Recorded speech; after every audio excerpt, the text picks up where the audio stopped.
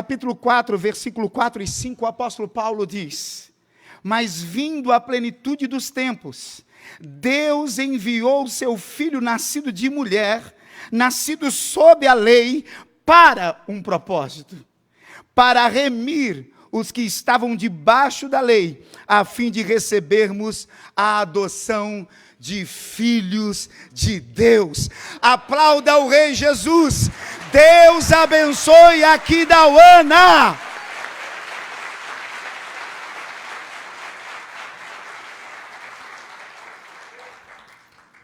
Eu convido nesse instante para uma rápida mensagem o seu presidente da Câmara Municipal de Aquidauana, vereador Weser Lucarelli.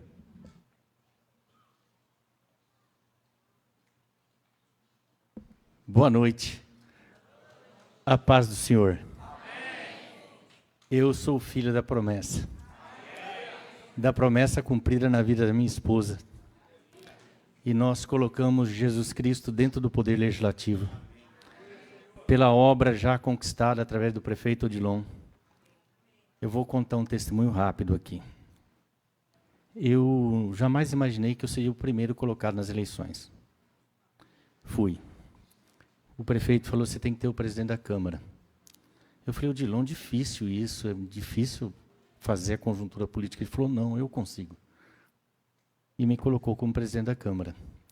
E eu, entre o dia 25 e o da posse nossa, estava fazendo aquelas limpezas de final de ano em casa. Contei para a pastora hoje, Tânia Tereza, sobre isso. E eu achei uma Bíblia King James, dessas Bíblias caras. Eu falei: Cíntia, o que você vai fazer com essa Bíblia? Ela falou: vou dar para um juiz. Eu falei: dá para mim. Ela falou: toma. Eu peguei a Bíblia. E ficava na minha cabeça: vai em Timóteo. Vai em Timóteo. Eu falei: bom, vai em Timóteo, né? Eu vou começar em 1 Timóteo. Ali no 2, estava Paulo falando para Timóteo. Advirto você que ore por todos os homens, em especial pelos reis, pelas autoridades, para que eles tenham honestidade, caridade, e tinha mais algo que eu não lembro lá. Ele falou: é isso aí, lê na posse. Aí eu desci, eu ia pegar essa Bíblia, que estava até comigo hoje aqui. Ele falou: não, a Bíblia nova é que eu preparei para você, 5 meses antes. A presidência era minha. Ele falou: eu te coloquei aí, eu vou junto para a posse.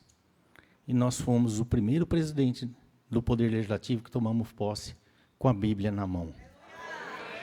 Foi o primeiro presidente em 130 anos que colocou a cruz do Cristo no plenário. Fizemos um culto, consagramos Aquidauana ao Senhor Jesus em 2018. Olha o progresso que Aquidauana experimenta.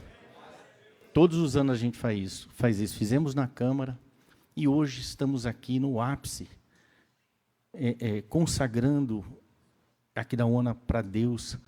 Com todos vocês aqui, agradeço a presença de cada um. Não quero me alongar muito, que a gente vai ter um louvor muito bonito aqui. E o prefeito Odilon experimentou um homem de coração, segundo, não vou dizer que ele é um Davi. É muita pretensão, não é, prefeito? Mas Deus ouve o coração dele. Ele é um homem muito preocupado. Eu vou contar um episódio aqui que pouca gente sabe. Na quinta-feira, o forro do asilo rompeu. Aí, por precaução, a menina foi lá, tirou todas as idosas da ala. O teto do asilo desabou, inteirinho, com todas as vigas. Nós estávamos diante de uma tragédia e Deus nos deu livramento. Porque nós estamos consagrando Aquidauana ao Senhor. E aí o prefeito Odilon vai reformar. O senhor me permite, prefeito, dessa novidade na frente do senhor? Vai reformar o asilo inteirinho, vai deixar novinho. Tá?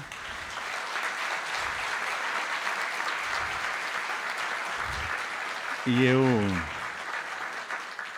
eu falava para a pastora, a hora que ia aplaudir ela, falei: eis que a tua cidade te reconhece. Eis a tua dupla honra.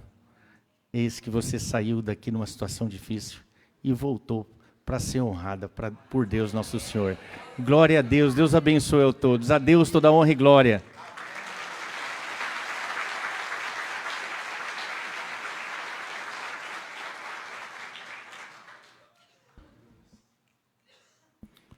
Gostaria de saudar o Dr. José Maurício Albuquerque, promotor de justiça da comarca de Aquidauana, também o vereador Walter Neves Barbosa, que está presente. Em nome deles, saudar a todos que se encontram neste evento, um público muito especial, de extrema qualidade, que fica difícil a gente nominar cada um de vocês, mas gratidão pela presença. Eu convido nesse instante o senhor prefeito municipal de Aquidauana, também para a sua mensagem, o nosso prefeito Odilon Ferraz Alves Ribeiro, deste 15 de agosto, 130 anos de Aquidauana.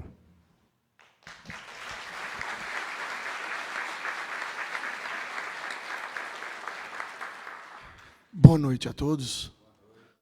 Eu peço perdão, estou com minha voz bem debilitada. Tive uns dias difíceis aí de muito trabalho e estou muito cansado. E hoje foi um dia de muita alegria, mas tive um pequeno problema. Minha mãe não passou muito bem e está internada agora. Peço a oração de todos, mas eu não podia de forma nenhuma, pastor, de estar aqui hoje. Estou aqui só por Deus. E para ver e testemunhar, talvez um dos grandes milagres de Deus, que é esse testemunho que eu vim aqui ouvir hoje, da doutora Tânia. Eu sou um admirador da senhora e da sua história, porque a senhora realmente é um milagre de Deus. E nós precisamos testemunhar os milagres para propagar a glória do Senhor. Desejo a todos uma boa noite e que tenhamos cada vez mais bênção de Deus na nossa cidade. Mas eu não posso só deixar de agradecer ao presidente Weser, que com a Cíntia moveu e fez de tudo para que a senhora doutora Tânia estivesse aqui hoje. De tudo, junto com o Paulo Eli e com os pastores. Muito obrigado, presidente Weser, por tudo, pela dignidade, pela amizade, pela parceria. E com toda certeza, nós juntos, Executivo, Legislativo e a sociedade de Aquidauana, estamos conseguindo fazer uma mudança para melhor para a nossa cidade. Que Deus abençoe a todos. Boa noite. Pedimos a todos para que tomem assento e daremos continuidade a este evento. Mais uma vez, saudando a presença de todos os senhores e senhoras. Nesse instante, eu convido a doutora Cíntia Carla Lemos e a senhora Maria Elisa Ferraz Alves Ribeiro, primeira-dama do município, para conduzir a doutora Tânia Tereza até a poltrona para que possamos dar início a esta palestra. Deus faz o impossível. Um testemunho de fé e de esperança é o que nós teremos nesta noite.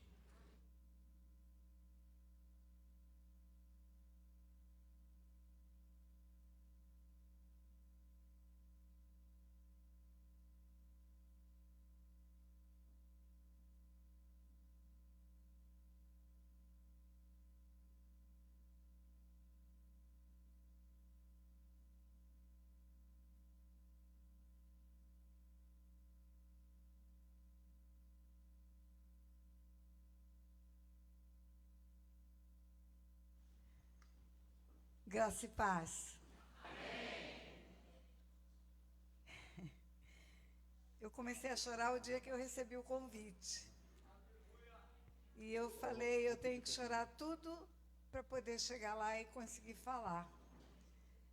Conseguir ocupar o tempo que me for dado para compartilhar aquilo que Deus está me pedindo para compartilhar.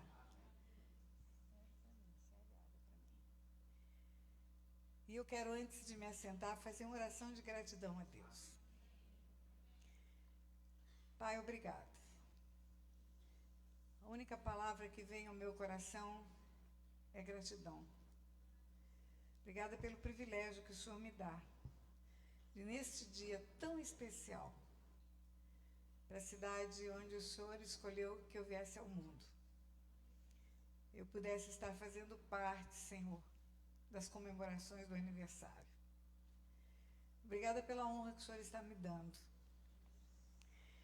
Obrigada, Senhor, pela alegria de estar no meio do teu povo aqui nesta terra e do meu povo. Obrigada, Senhor, por voltar aqui da Aquidauana para contar um pouco daquilo que o Senhor faz e tem feito na minha vida. Muito obrigada, Senhor. Eu te agradeço em nome de Jesus. Amém, amém e amém. Eu posso sentar como você está sentado. Eu perguntei para a Cíntia quanto tempo, pode levar essa garrafa, deixa só o copinho. Quanto tempo eu teria? Ela falou o tempo que você precisar. Eu falei, ai meu Deus, ela não me conhece. Porque se ela me conhecesse, ela jamais diria isso, né? Mas eu vou procurar não cansar vocês, inclusive não cansar o prefeito Odilon, que teve uma maratona, como ele mesmo diz, e eu creio nisso, porque eu sei o que é a festividade de um município, eu já funcionei como procuradora-geral de um município, então eu imagino que ele está ansiando por uma cama hoje. Esticar o seu corpo, tirar o seu sapato e descansar, porque ele cumpriu o papel dele como líder dessa cidade em todos os lugares da comemoração do aniversário. Eu quero contar algumas histórias para vocês, que não é a história da minha vida conhecida. A minha história está no YouTube. O meu canal tem o meu nome, Tânia Tereza com Z, Tânia Tereza Oficial. É um canal que já ganhou placa de prata, já atingiu 42 milhões de visualizações, já está em mais de 100 países, na Rússia, na Índia, na China, em muitos lugares do mundo, a história está chegando. Então, você vai conhecer a história toda lá, se ainda não conhece. E lá está do lixão de Aquidauana para o mundo, do lixão de Aquidauana para o mundo, é o nome da história. Mas tem algumas coisinhas que aconteceram comigo nessa cidade, que não está nesse vídeo, e que eu senti vontade de compartilhar com você. Não foi à toa que Deus me trouxe aqui 15 de agosto. Não foi à toa. Podia me trazer em qualquer época, em qualquer tempo, em qualquer momento, seria grandioso para mim. Mas eu me lembrei hoje pela manhã, eu não dormi essa noite, viajamos, saímos, eu venho de uma maratona de pregação, São Paulo, Manaus, Palmas, no Tocantins, e finalmente aqui. E eu não dormi essa noite, dentro de um avião, acordada a maior parte do tempo e sentada. E Deus me fez lembrar que nas vésperas dos dias 15 de agosto, eu também não dormia. Eu ficava sentada, porque era uma expectativa tão grande no meu coração, o desfile do 7 de setembro. O prefeito não sabe o que significa para as crianças das escolas. Marcharem, desfilarem em frente àquele palanque, onde estão as autoridades aplaudindo. As crianças sonham com esse dia. Elas preparam os seus uniformes, elas preparam os seus cabelos, e eu tenho cabelo crespo, e eu tinha desejo enorme de ter cabelo liso. Então, eu fazia bobs, uns bobs desse tamanho, parecia esses personagens da televisão, e eu dormia sentada, para não estragar o cabelo, para no dia seguinte estar desfilando pela cidade. E eu pensei hoje no avião, na madrugada, eu estou sentada sim, mas é por outro motivo. É para chegar na minha terra, rever aquela terra, falar da minha história, orar por aquela cidade, abençoar a gestão administrativa que existe lá e conversar com os pastores da cidade. Não era só para me mostrar num desfile, mas era para mostrar aquilo que Deus está fazendo na minha vida. E tem outra coisa que eu vivi aqui em Aquidauana que você não sabe. Eu morava numa casa que tinha um quintal de terra, de chão, muito simples a casa. E um dia eu ouvi na escola que o mundo era redondo, que a terra era redonda, que do outro lado do mundo está o Japão. E na minha lógica de criança, se a terra é redonda e o Japão está do outro lado, se eu fizer um buraco no chão, eu vou chegar no Japão. E na minha cabecinha de criança era simples assim. E eu comecei a fazer buraco no quintal da casa.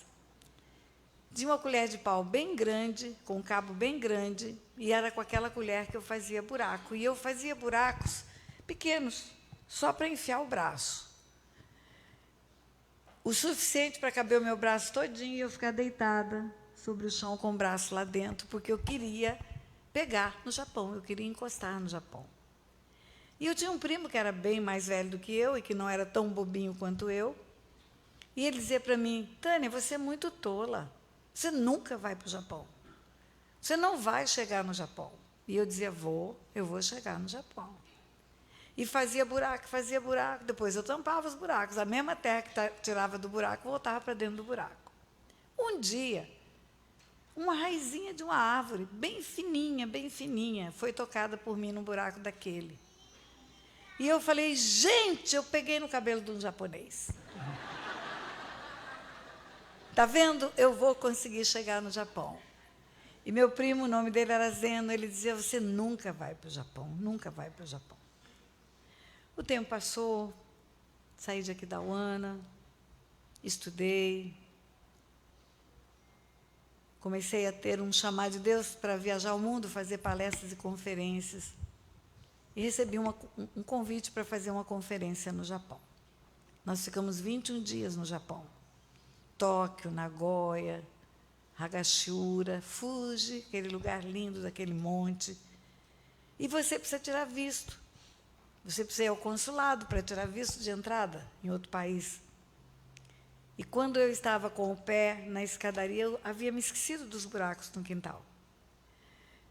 Quando eu estava colocando o meu pé no degrau do consulado, no Rio de Janeiro, em Botafogo, Deus falou para mim: você pode ter se esquecido que você queria ir para o Japão, mas eu não me esqueci e eu estou te levando para o Japão. Deus realiza desejos do coração. Essa é a primeira mensagem que eu quero deixar para você. Deus muda histórias e Deus realiza desejos do coração. Deus faz o que é impossível aos olhos do homem. Ele faz o sobrenatural. E eu quero compartilhar algumas coisas com você da palavra de Deus.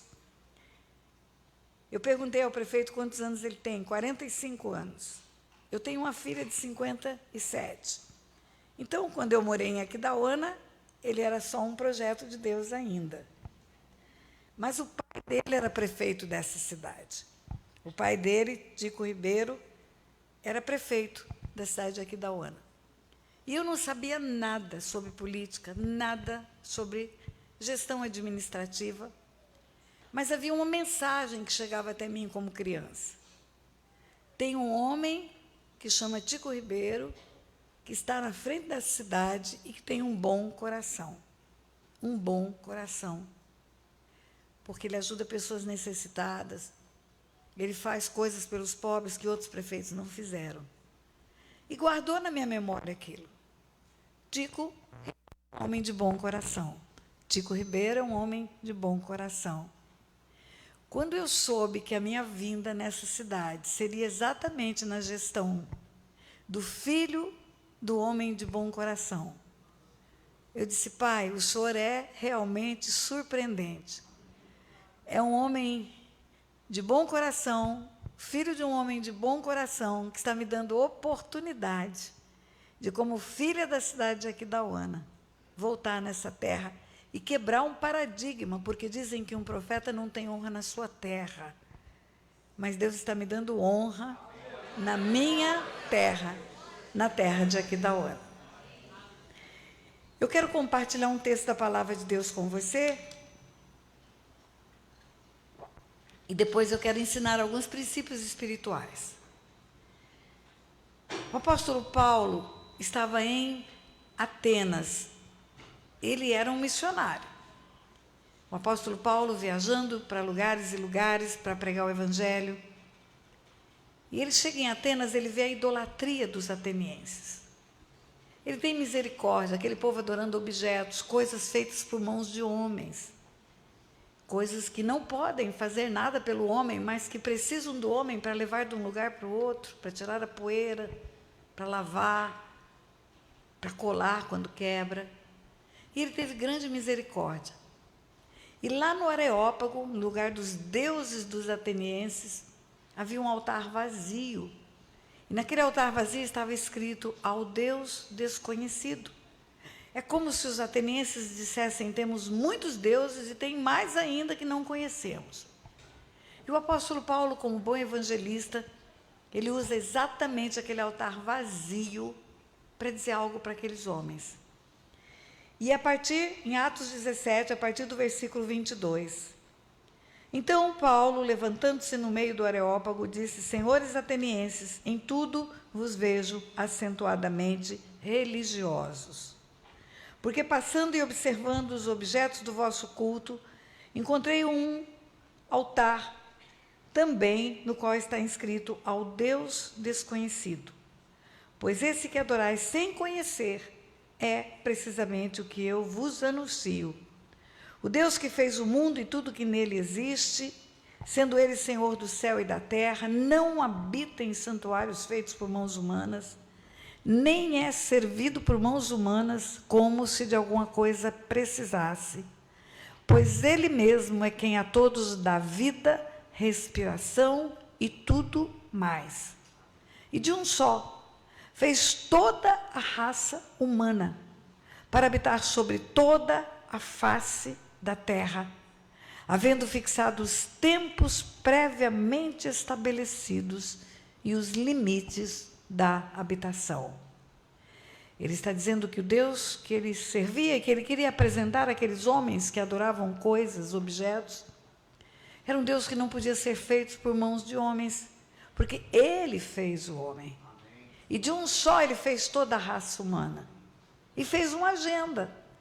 Ele estabeleceu os tempos determinados e os limites da habitação de todos os homens que foram formados em Adão.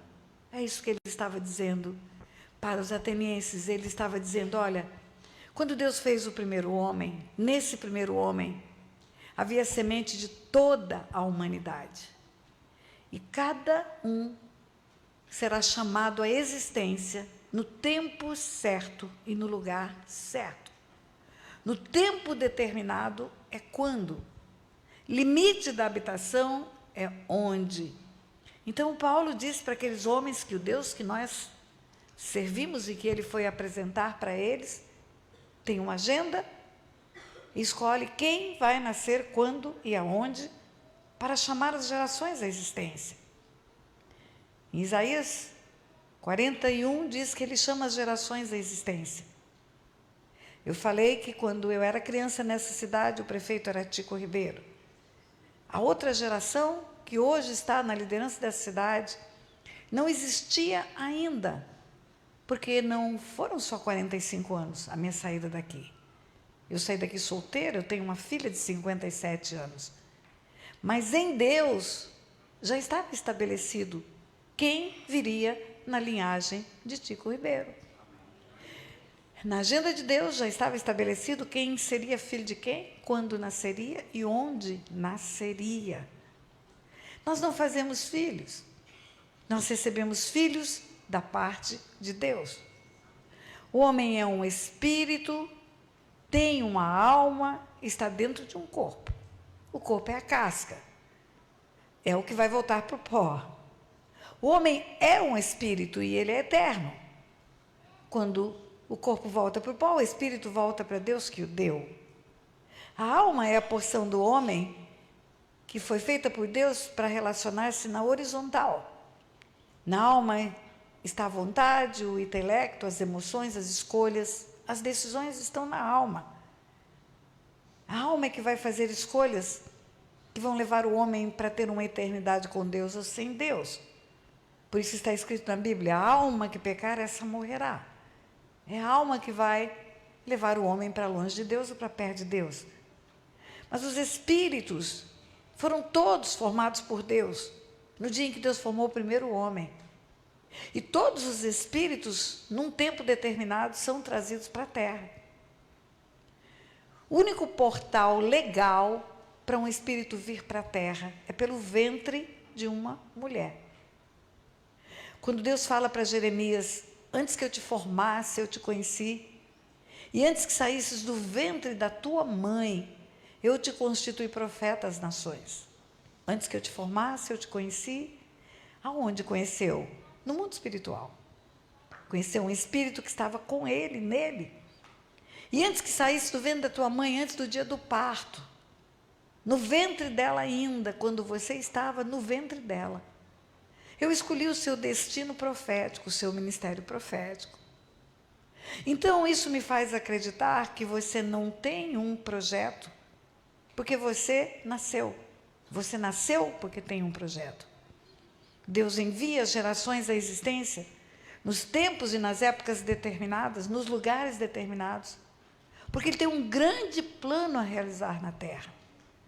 Ele tem um grande plano para realizar através dos líderes políticos, do legislativo, do executivo, do judiciário, dos pastores, das mulheres, das donas de casa, dos empresários. De cada um de nós há um projeto de Deus a ser realizado. E nós não estamos realizando esse projeto porque nascemos. Nós nascemos para realizar esse projeto. João Batista nasce para anunciar a vinda do Messias. Sansão nasce para livrar Israel do poder dos filisteus. Ele nasce, Jeremias, para ser profeta às nações. E eu quero dizer para você que o homem não faz filhos. Ele recebe filhos da parte de Deus. Porque somos espíritos e nenhum de nós sabe fazer espírito. Nenhum de nós sabe fazer alma e nem corpo. Se chegar uma grávida que agora eu perguntar, o bebê está dentro do ventre ainda, e eu perguntar para ela, o que ele vai gostar mais, de doce ou de azedo? Ela não sabe. Porque ela não sabe que papilas gustativas que estão sendo desenvolvidas mais naquela nova vida. Se eu perguntar para essa mulher que está grávida, o seu bebê quando nascer vai ser dorminhoco ou vai ser turbinado, agitado? Ela vai dizer, não sei. Se eu perguntar para ela qual vai ser o tamanho do pé dele na vida adulta dele, que número ele vai calçar? Ela vai dizer, não sei. E por que não sabe? Porque não está fazendo nada. Barriga de mulher é oficina de Deus. É Deus que chama as gerações à existência. Paulo está dizendo para aqueles homens, olha, o Deus que eu te anuncio é poderosíssimo. Ele cria toda a humanidade. Ele não pode ser formado por mãos de homens, porque ele forma os homens. E ele tem uma agenda. E hoje, se Paulo estivesse vivo, ele diria para você aqui, os 8 bilhões que estão sobre a face da terra hoje, foram programados por Deus para viver hoje. Não no tempo de Pedro Álvares Cabral, nem no tempo de Adão. Fomos escolhidos por Deus para sermos a geração viva e ativa no planeta Terra hoje, neste tempo. E o que Deus quer fazer na Terra, através da humanidade nesse tempo, é contando conosco. Não é contando com as gerações passadas. Não é com o Tico Ribeiro que haverá algo novo nessa cidade, é com o Odilon Ribeiro. Não é com aqueles que antecederam você que as coisas vão ser transformadas, mas é através da sua vida.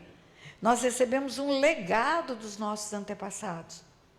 Recebemos uma herança física, nossa aparência, uma herança espiritual, e eu falo muito disso, e uma herança emocional. Recebemos uma herança material. Mas nós temos uma identidade única, cada um de nós, uma impressão digital única. Cada um de nós é singular.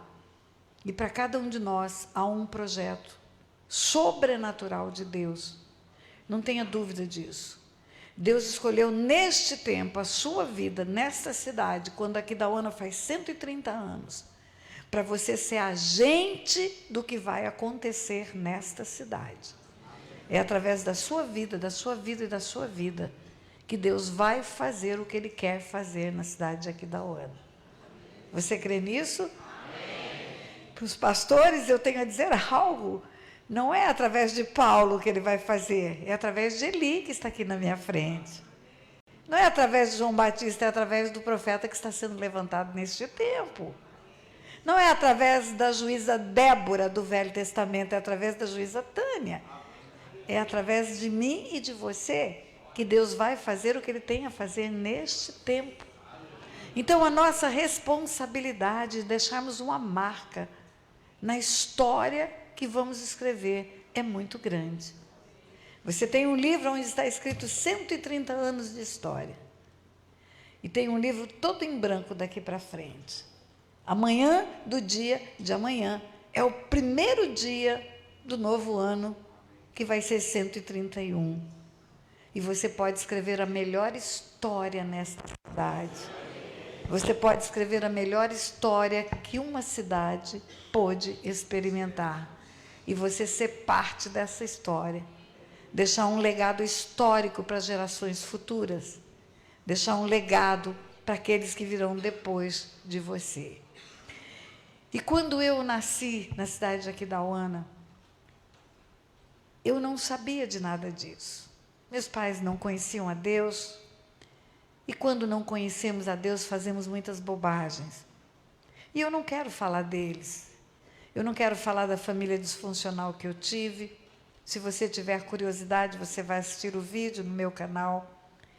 Mas eu quero te falar que tudo conspirava para que nada desse certo. A menina que tinha que ir para o lixo de Aquidauana para catar metais, cobre, bronze, alumínio, tudo que era metal virava dinheiro no ferro velho.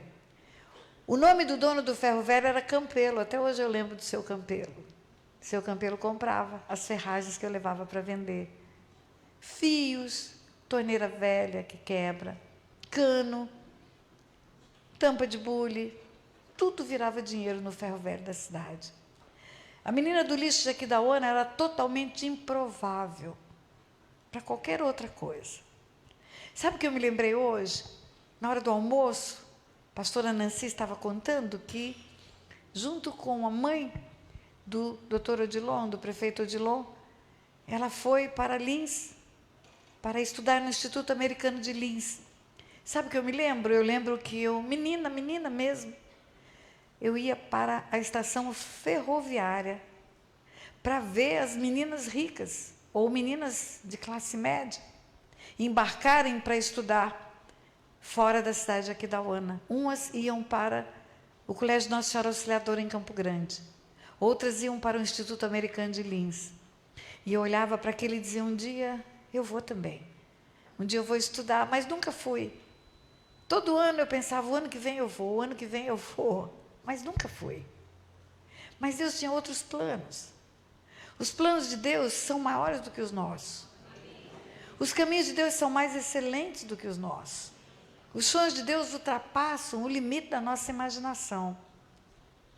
Fui embora de Aquidauana, mudei para Guia Lopes da Laguna, lá eu fui encontrada por um homem de Deus. Eu tinha péssimas referências de pessoas que diziam que eram de Deus, porque coisas terríveis aconteceram na minha vida, e você vai saber lá no testemunho, abuso sexual, humilhação, por pessoas que diziam que eram de Deus. E eu tinha aversão a qualquer tipo de religioso. Mas Deus leva para Guia Lopes da Laguna um jovem que foi tomar posse no concurso do Banco do Brasil que ele fez o concurso lá no interior de São Paulo, naquele tempo o concurso era nacional, e ele vai tomar posse no Banco do Brasil, e lá ele me conhece, lá ele me encontra no pior momento da minha vida.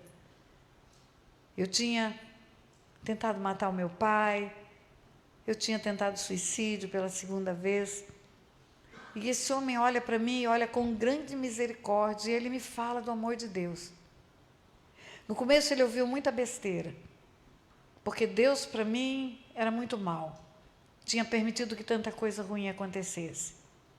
Mas esse homem mostra para mim que não era Deus, eram escolhas erradas das pessoas. Eram escolhas que fizeram os meus pais, escolha que fez o abusador, escolha que fez a professora que maltratou. E ele começou a me mostrar o caminho da verdade. Quando eu andava pelo lixo de Aquidauana, eu acreditava que não tinha valor. Acreditava. Havia uma voz que dizia no meu ouvido, você não tem valor. Porque se você tivesse valor, os teus pais cuidariam de você. Mas isso não era verdade. Muitos anos depois eu descobri. Eu gosto muito de usar a figura do anel. Isso aqui é um anel de ouro, é pesado. Tem muito ouro nesse anel. Ele tem valor pela natureza dele. Ele tem valor porque ele é um objeto feito de um metal precioso. O valor dele decorre da natureza, da sua essência. Se ele estiver no meu dedo, ele tem valor. Se ele estiver em qualquer dedo do mundo, ele tem valor. Se ele estiver no lixo de Aquidauana, ele tem valor. E eu tinha valor no lixo de Aquidauana. Eu só não sabia disso. Eu acreditava nas vozes que eu ouvia, porque os decretos que eu escutava. Você é burra, você não vai dar para nada. Você é porca. Você é estabanada. Eu derrubava tudo que me vinha nas mãos. Não tinha ninguém para dizer assim, você não é burra, você tem uma família disfuncional, que não senta com você para te ajudar nas tarefas da escola. Você não é burra, você é uma criança que vive um lar onde tem separação e união, e separação e união, e você tem uma desestrutura emocional e você não consegue aprender as coisas porque a tua cabecinha está nos problemas da família. Não tinha ninguém para dizer para mim, você não é porca. Você precisava era de uma mãe para cuidar de você. Porque é mãe que faz criança cortar a unha, é mãe que faz escovar os dentes, é mãe que fala, sua blusa está suja, troca. Então, aquelas palavras que vieram para mim, é burra, é porca, é estabanada, elas se tornaram uma realidade na minha vida. Decretos feitos por autoridades têm eficácia. No mundo espiritual é assim também. Decretos verbais feitos por pais, por professores, por autoridades, têm eficácia. E eu acreditava em tudo isso. Quando chegou na minha vida esse homem de Deus, ele começou a fazer outros decretos. Ele dizia, não, você não é burra, você é inteligente, Tânia. Você deve estudar. Eu parei de estudar 2 anos antes de sair de Aquidauana, porque eu entrei em depressão com 12 anos de idade. Dos 12 aos 14, eu não estudei mais. Quando ele chegou na minha vida, vindo da paz de Deus, ele falou, você precisa estudar. Quando nós nos conhecemos, eu tinha 14 anos, com 16 eu me casei, com 17 eu era mãe, e com 17 anos, mãe, ele disse para mim, você precisa voltar para a escola. Não é possível que você não volte. É um desperdício, você tem que pelo menos terminar o ginásio. E ele insistiu tanto, e eu com criança pequena, ele saía do banco, cuidava da criança para eu ir para a escola à noite. Eu olhava para aquilo, às vezes frio, Guia Lopes da Laguna, frio, aquela criança toda agasalhada, só a carinha de fora. Ele levava a criança para a rua para ela me ver dentro da escola, aquele grupo escolar de janelões. E ele dizia, olha lá, mamãe, não chora, olha lá, mamãe, não chora. E ela parava de chorar. E eu olhava aquilo no meu coração e dizia, não é justo, esse homem trabalhou o dia inteiro. Agora ele vai ficar com criança no meio da rua para eu estudar. E eu chegava em casa e dizia, eu vou desistir. Ele dizia, não, ela vai acostumar. E ela acostumou, e eu terminei o ginásio. E quando eu terminei o ginásio, eu me senti completamente realizada. Eu consegui terminar alguma coisa na vida. Eu não sou burra. Eu consegui terminar alguma coisa. E eu estava grávida do 2º filho. Em Jardim, escola normal estadual. De Jardim, criou curso para magistério. E eu disse para ele, você imagina, se eu fosse minha professora quando eu era criança, e visse tarefa por fazer, mão suja, eu teria misericórdia daquela criança. Ao invés da professora ter misericórdia, ela me tratava mal, ela fazia humilhação em sala de aula. Você não dá para nada, você é porca, não traz tarefa feita, vai lavar essa mão. Um dia me fez escrever no quadro negro, eu sou burra, eu sou burra, eu sou burra, porque eu não consegui fazer uma tarefa. A partir dali eu comecei a desenvolver um trauma. Quando ela se aproximava de mim, eu deixava cair aquilo que tinha nas mãos. E um dia ela chegou para mim, eu deixei cair um copinho de água, eram aquelas argolinhas que você puxava assim, a argolinha levantava. E eu deixei cair, bati a mão e aquilo esparramou água em volta. Ela gritou comigo na sala de aula, minha professora, ela disse, além de burra e porca, você está banada, você não vai dar para nada. O que precisa aprender com a cabeça, você não sabe. O que precisa aprender a fazer com as mãos, você derruba tudo. Não vai, ninguém nem dá casa para você limpar. Você não vai dar para coisa nenhuma. Quando eu comecei a usar a minha capacidade nova, que não era nova, era que eu descobri que eu podia aprender as coisas. Eu descobri que eu não era burra. E quando abriu a Escola Normal Estadual de Jardim, eu falei para o Otto, que pena que formação de professores não ensina que criança problema não é criança problema, é criança que tem problema. É criança que tem família disfuncional. É criança que precisa de socorro. Ele disse para mim, por que você não faz o magistério e vai dar aula? E vai cuidar das crianças. E eu disse para ele, mas eu já estou grávida, segundo filho, barriguda. E ele disse, leva a barriga para a escola. E eu levei a barriga para a escola e eu fiz o normal. Eu dei aula há 8 anos, realizadíssima. Um dia ele chegou e disse que foi transferido para Poxoréu, naquele tempo era um Mato Grosso só, não havia dividido o estado. Foi transferido para o norte, lá fomos nós para o norte. Eu fui fazendo cursos de aperfeiçoamento, Cuiabá era a capital, cursos e cursos e cursos. Eu comecei a dar aula no normal, comecei a dar aula no 2º grau, fui aperfeiçoando, feliz da vida com o magistério. Um dia ele chegou do banco e disse, nós vamos embora. Para onde? Para o Rio de Janeiro. Rio de Janeiro? O que nós vamos fazer no Rio de Janeiro? Ele falou, você vai estudar. Você vai fazer uma faculdade no Rio de Janeiro. É um desperdício, Tânia, você não estudar. E lá fomos nós para o Rio de Janeiro. Poxoréu tinha 5.000 habitantes. Só Madureira, o bairro onde fomos morar, tinha 380.000 habitantes. Eu achei que eu nunca ia conseguir andar no Rio de Janeiro. Nunca ia conseguir dirigir no Rio de Janeiro. A Taninha de Aquidauana, como que vai conseguir andar nessa cidade? E como todos os empregos que tinha eram estaduais e municipais, como professora, chega no Rio desempregado. O aluguel em Poxoréu era desse tamaninho. O aluguel no Rio de Janeiro era uma fábula. O salário dele era pouco para sustentar a nós e ainda ajudar a minha família. Porque o meu pai foi embora e deixou a minha mãe e meu irmão doente, minha mãe doente. Então era um salário para ajudar 2 famílias. E não tinha dinheiro para nada. E eu precisava trabalhar. E eu pensei, gente, eu tenho uma experiência de magistério. Eu vou procurar emprego em escolas. Comecei a bater em portas de escolas. Em todos os lugares que eu chegava, perguntava, tem curso superior? Não.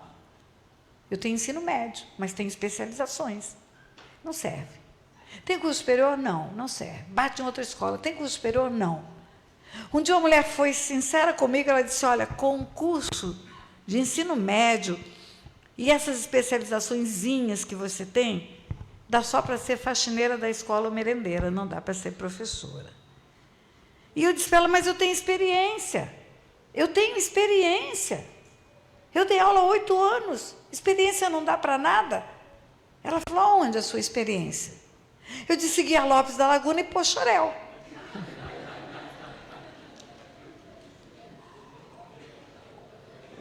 Ela fez exatamente o que você fez. Deu risada, falou, onde é isso? Não serve. Para o Rio de Janeiro não serve. E eu falei, não vai dar para trabalhar. Eu preciso primeiro fazer uma faculdade. Mas para fazer uma faculdade eu preciso trabalhar. Eu não tenho recurso para pagar uma faculdade. Eu preciso trabalhar. Comecei a mudar o foco. Então eu vou procurar emprego no Rio de Janeiro. Classificados, Globo, Jornal do Brasil. Sábado e domingo eram os jornais de maior visualização na cidade. Comprava o Globo, Jornal do Brasil, marcava classificados. Ia para o centro do Rio de Janeiro, todas as empresas têm os escritórios nas principais ruas do centro, Avenida Rio Branco, Avenida Presidente Vargas. Um pastel, um caldo de cana e 2 pastéis. O dinheiro só dava para comprar isso. Dia inteiro rodando no centro do Rio de Janeiro, com um caldo de cana e 2 pastéis, procurando emprego. Batendo de porta em porta. A resposta era igual. Você tem curso superior? Não. Então, não tem.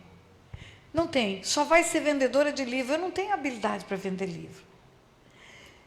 Resumo. Eu já estava desesperado. O que eu vim fazer no Rio de Janeiro? Um dia eu abro o Jornal do Brasil no meio, o edital do concurso público para o Banco Central do Brasil. Eu falei, eu vou fazer esse negócio.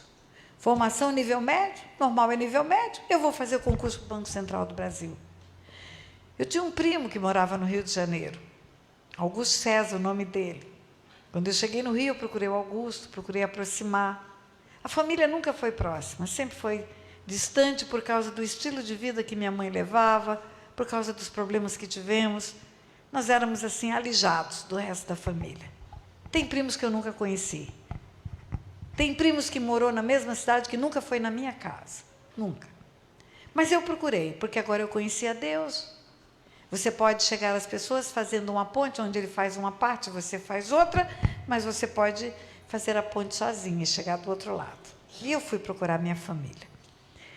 E eu falei para o meu primo Augusto, eu preciso fazer inscrição para um concurso que vai ter, e fica num endereço que eu não conheço, e eu não sei chegar lá. A única coisa que eu sabia no Rio de Janeiro, de Madureira para o centro da cidade, era pegar um ônibus de número 355, que eu pegava em Madureira. Eu descobri que eu podia ir para o centro da cidade e voltar para o mesmo ponto de onde eu saí, que o ônibus faz saída e chegada no mesmo lugar. Eu fui perdendo medo de descobrir o Rio de Janeiro. Tinha um cavalo na Praça Tiradentes, onde descia o ônibus do 355. Se eu saísse na frente do cavalo, eu ia dar lá na Avenida Presidente Vargas. Se eu saísse no rabo do cavalo, eu ia dar na Cinelândia.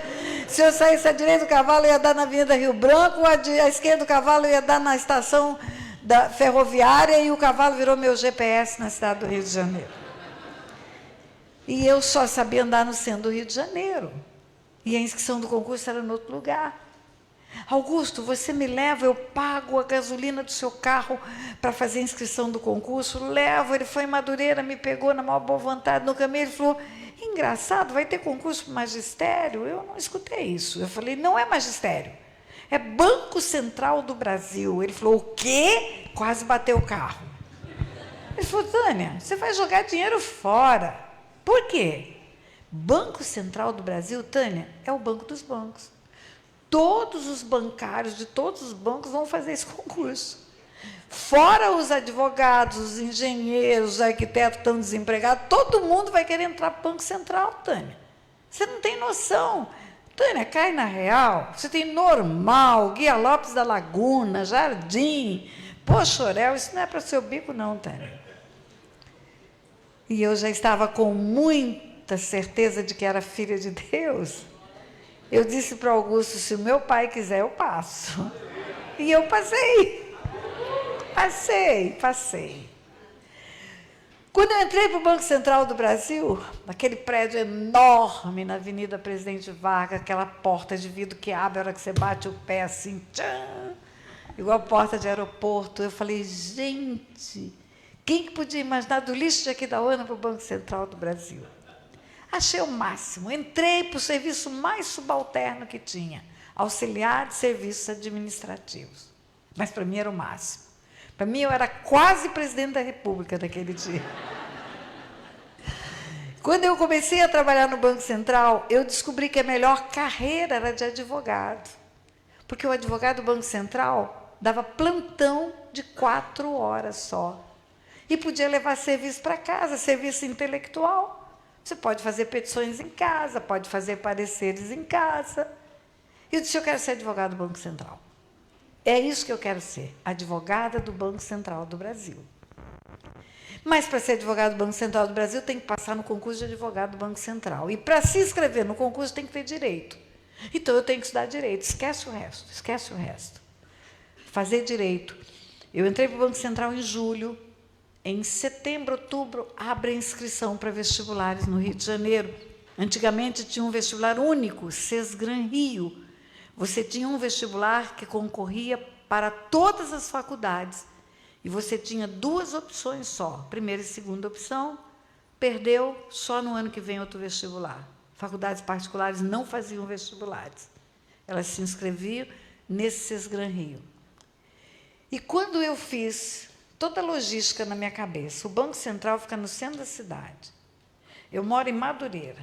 A UERJ fica no meio do caminho, Universidade do Estado do Rio de Janeiro. E é de graça, é lá que eu vou estudar. Eu vou fazer minha inscrição para a Universidade do Estado do Rio de Janeiro. E tem que ser de manhã, porque eu não vou chegar em casa a alta hora da noite, eu tenho filhos. Então, eu vou estudar de manhã, vou trabalhar meio expediente, entrar meio-dia no banco, e vou ficar com meus filhos à noite. E vai dar tudo certo. Xananã! Inscrição. Inscrição, Sesgran Rio, UERJ, de manhã. Esse primo era advogado.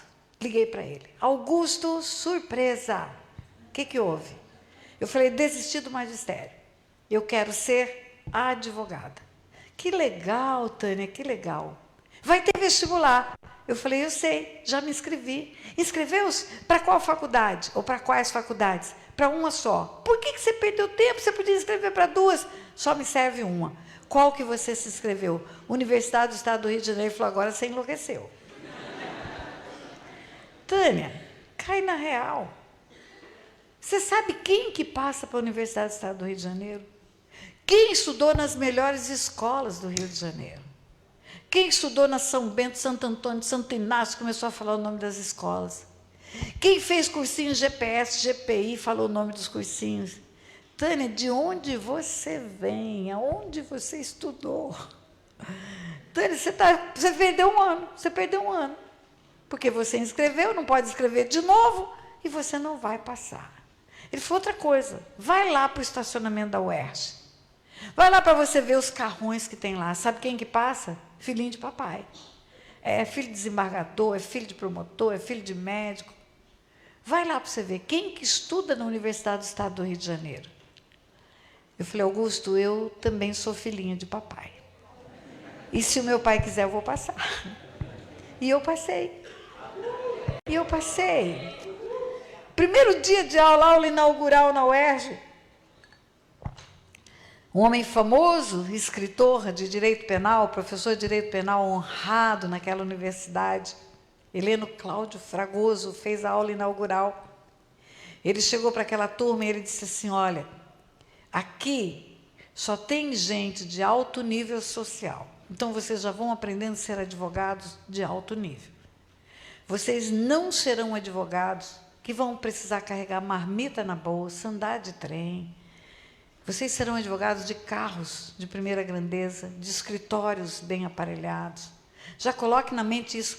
Pense grande, porque vocês estão na universidade que tem reconhecimento de formar grandes advogados. Ele não sabia que eu tinha uma marmita na bolsa. E ele não sabia porque eu só ia poder comer aquela marmita 2 horas da tarde no meu intervalo do banco. Porque se eu entrasse meio-dia, eu não tinha horário de almoço, eu só tinha o horário do lanche 2h30 da tarde. Então, a minha ida para a faculdade foi acordando madrugada, fazendo marmita, botando na bolsa, levando na sacola, pegando o trem da Central do Brasil, porque andar de ônibus eu ia ficar de pendurada 1 hora, e de trem eu ficava de pendurada só 20 minutos, e ia poder comer a minha marmita 2h30 da tarde. E ele não sabia que no meio daquela turma de 60 alunos, tinha uma menina do lixo aqui da hora, que tinha marmita na bolsa, que pegava trem da Central, e que foi a única que se tornou juíza em toda aquela turma.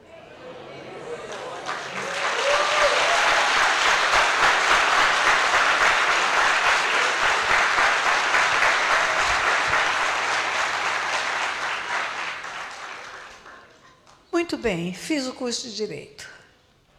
Não foi fácil, queridos, não foi fácil. Fala, fiz o curso de Direito, 5 anos, pegando trem, andando com sacrifício, estudando sem recursos financeiros, estudando em faculdade, em biblioteca, emprestando livro de biblioteca, trabalhando, estudando, trabalhando, cuidando de filho, de casa, estudando, trabalhando.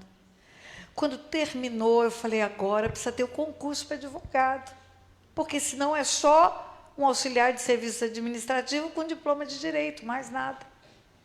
Tem que ter o concurso para advogado. Em seguida, houve a inscrição para o concurso de advogado, aconteceu 8 meses depois que eu me formei em Direito, e eu estudei. Haviam 3 vagas. O Banco Central do Brasil só tem em capitais. Um em Brasília, um em São Paulo e um no Rio de Janeiro. Só 3 vagas, só em 3 capitais. Nessa altura do campeonato, o meu esposo já era gerente do Banco do Brasil, numa grande agência no Rio de Janeiro, no centro do Rio de Janeiro. Então, ele não poderia ir para outra cidade, teria que ser no Rio de Janeiro. E eu falei, para eu ficar no Rio de Janeiro, eu tenho que passar em primeiro lugar. Porque o primeiro candidato que passar vai escolher a primeira vaga, e todo mundo quer Rio de Janeiro. Entre São Paulo, Brasília e Rio de Janeiro, todo mundo vai escolher Rio de Janeiro. E aí eu preciso passar em primeiro lugar, e eu falei, Deus, me ajuda. Me ajuda a chegar nessa carreira de advogado, me ajuda a passar de forma que eu possa escolher essa vaga do Rio de Janeiro. E eu passei.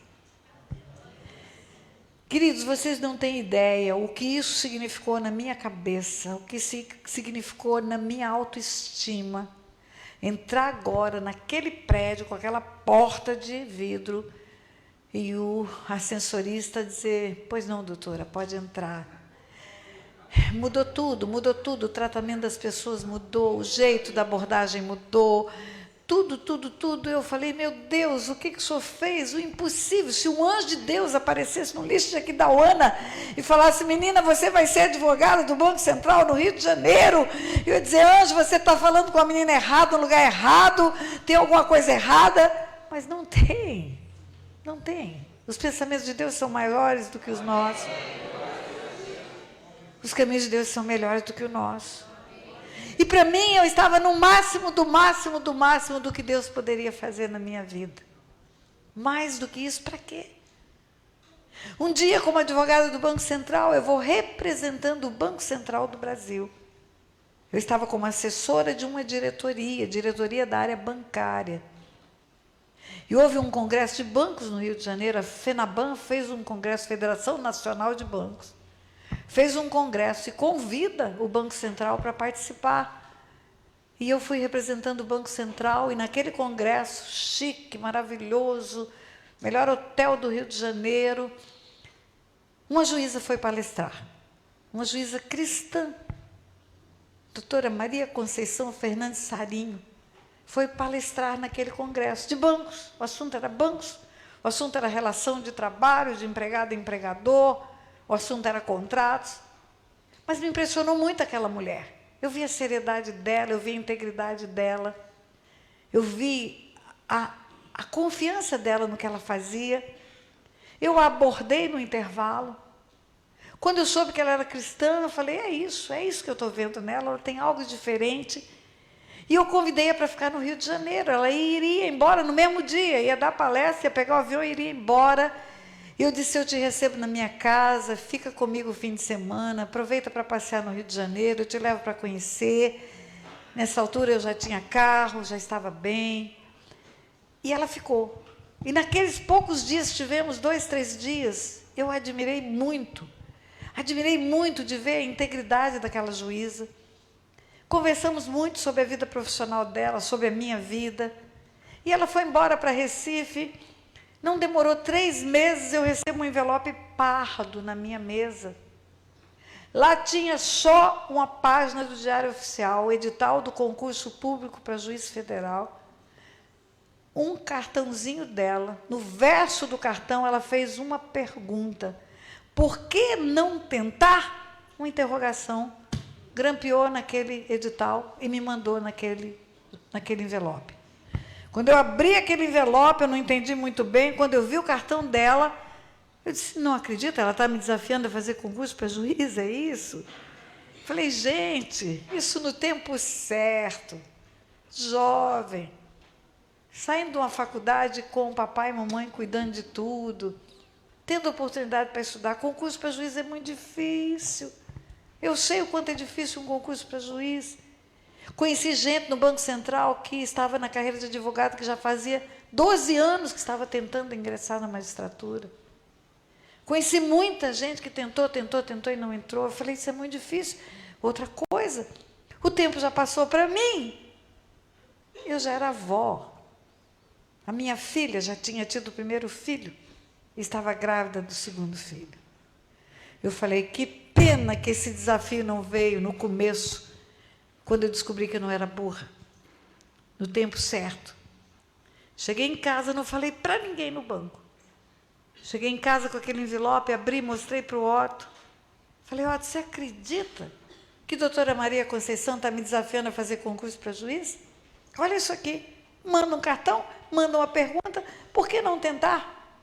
Oh, meu amor, em outro tempo, teria sido um desafio excelente para mim.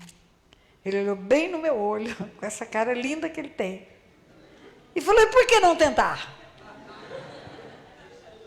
O não você já tem. Você não é juiz, mas você pode ser. Isso eu fiz, e eu passei no primeiro concurso que fiz.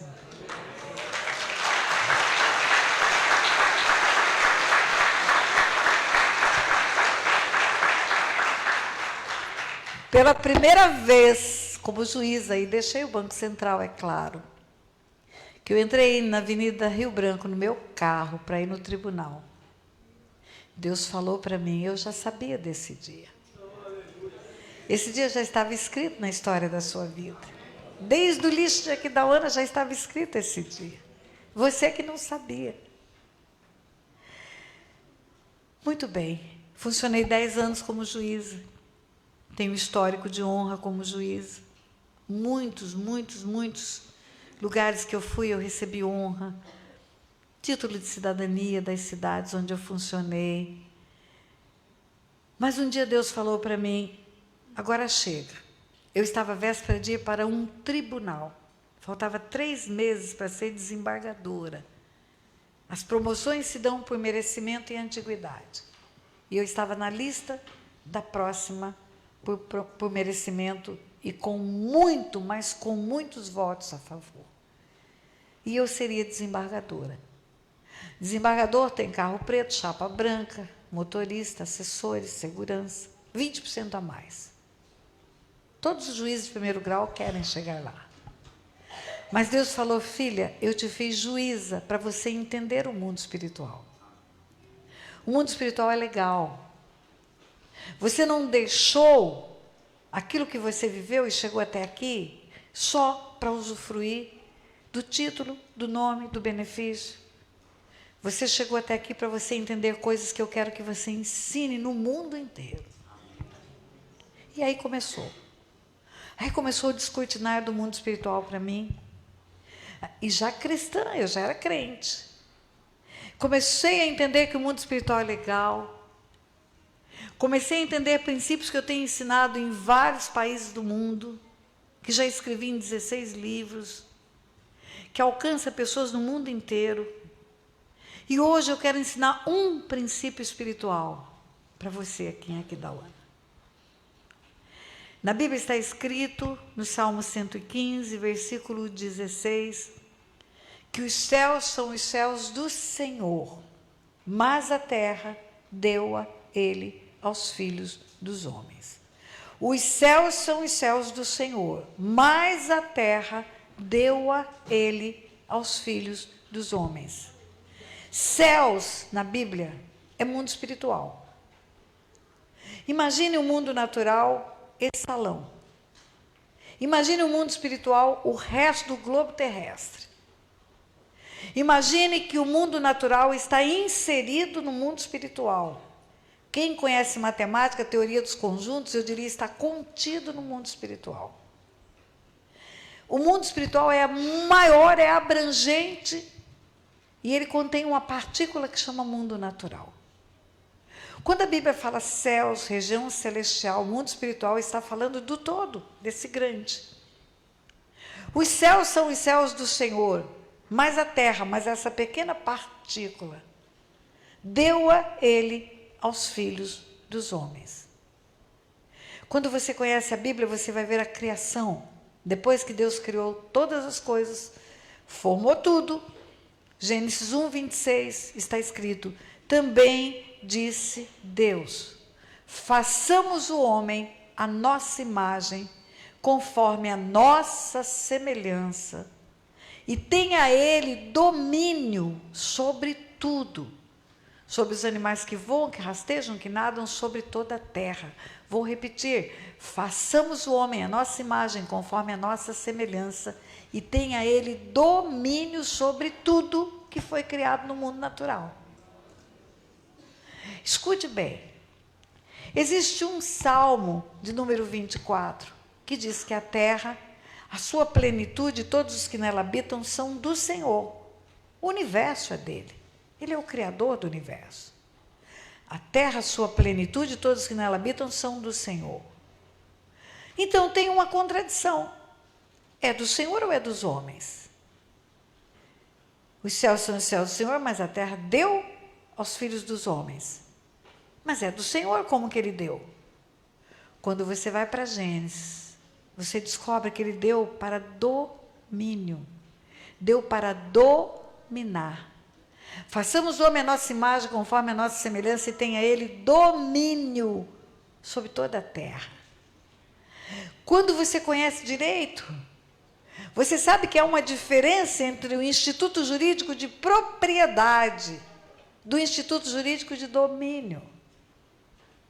Vamos fazer um exercício de imaginação. Vamos imaginar que este imóvel fosse de um proprietário particular. Um homem construiu esse prédio, tem um registro de imóveis, tem a escritura, ele é o dono, ele é o proprietário. O dia que ele quiser derrubar o prédio, ele pode derrubar. O nosso Deus é o proprietário da terra. Ele vai fazer novo céu e nova terra. Ele é o dono do mundo. Mas o dono do imóvel pode alugar esse imóvel para alguém. E por um contrato legal de locação, o ocupante do imóvel tem o domínio do imóvel, com a permissão do dono. E dominar significa gerir, administrar. O domínio da terra é do homem. A gestão da terra é do homem. O comando da terra é do homem. Deus entregou para o homem quando formou a terra. Presta atenção. O mundo natural conecta-se com o mundo espiritual através de portas. O homem abre essa porta do lado de dentro. Ele traz para o mundo natural algo que ele quer trazer do mundo espiritual. E a escolha do que trazer para esta terra é dele. Luz ou trevas. Bem ou mal. Não existe sorte e azar. Bem é luz, mal é trevas. Luz, entenda, governo de Deus. Trevas, entenda, governo de Satanás. O homem escolhe quem ele vai trazer para a terra que ele domina. Assim como se ele tivesse uma casa, ele escolheria para quem ele vai abrir a porta.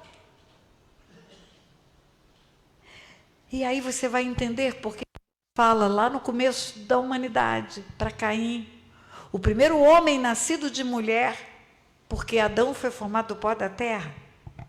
O primeiro homem nascido de mulher é um homicida, ele mata o irmão. Só que antes de matar o irmão, ele intencionou matar o irmão. Quando Deus fala para Caim, porque viu Caim e conhece o coração de Caim, fala: o pecado jaz à porta, a ti te cumpre dominá-lo. Ele está dizendo para Caim: você tem escolhas de fazer o que é certo e o que é errado. É você que vai decidir, é você que vai abrir a porta para a luz ou trevas. Quando você conhece a Bíblia toda, vai até o Apocalipse, você vai ouvir Jesus dizendo: eis que estou à porta e bato, se você abrir, eu vou entrar Se é uma partícula condicional da língua portuguesa. Jesus não arromba portas, a luz não entra arrombando portas. Ele entra se for convidado. O domínio da terra é do homem. O homem escolhe quem ele quer trazer para espiritualmente influenciar a terra. Por isso Jesus nos ensinou a orar: Pai nosso que estás nos céus, santificado seja o teu nome, venha o teu reino, e seja feita a tua vontade, assim na terra como no céu. Presta atenção. Quem é o homem para dizer para Deus que ele pode trazer o reino dele na terra? Autorizar que venha o reino dele na terra. Quem é o homem? Pequenininho, infinitamente pequeno, perto de um Deus grande. E ora e diz para Deus: seja feita a tua vontade, assim na terra como no céu. Deus pode bradar do céu e dizer: eu faço a minha vontade aonde eu quiser. Mas não é assim. No mundo espiritual, o homem atrai luz e trevas. Quando o homem diz para Deus: seja feita a tua vontade aqui na terra como no céu, ele está dizendo para Deus: a terra que o Senhor me deu para dominar, para governar, eu quero que o Senhor venha governar comigo. Eu quero que o Senhor entre comigo nesse negócio. Quando você começa a compreender esse princípio legal, é uma lei espiritual. É uma lei tão fortemente cumprida pelo próprio Deus, que um espírito sem um corpo é ilegal na terra.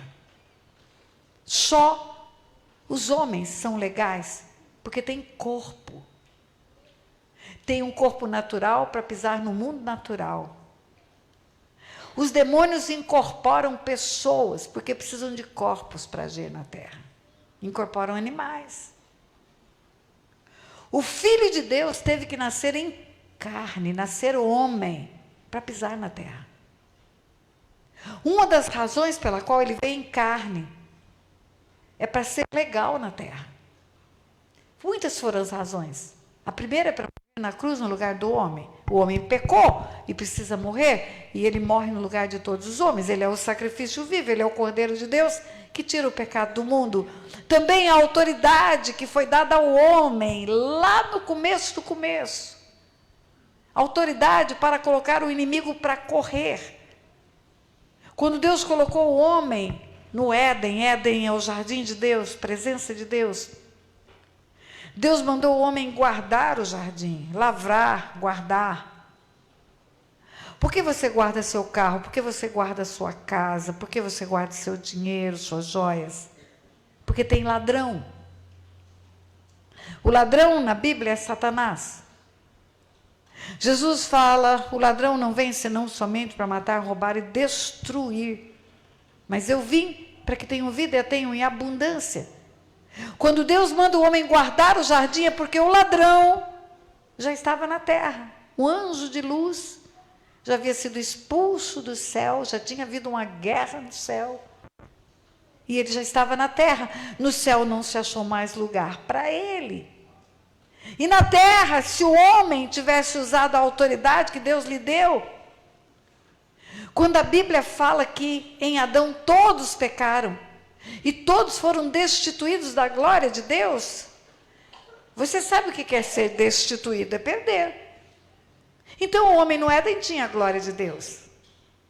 E a glória de Deus é a autoridade de Deus, é o poder, a manifestação da graça, do amor, a plenitude da essência, da pureza e da perfeição.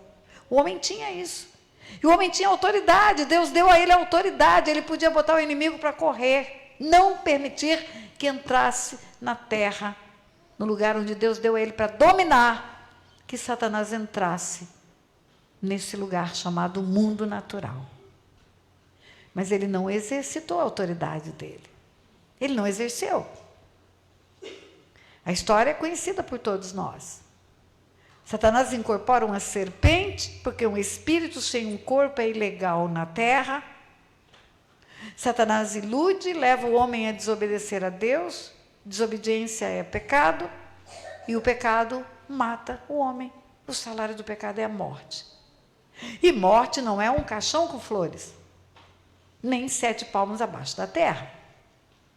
Morte é separação de Deus, separação eterna de Deus.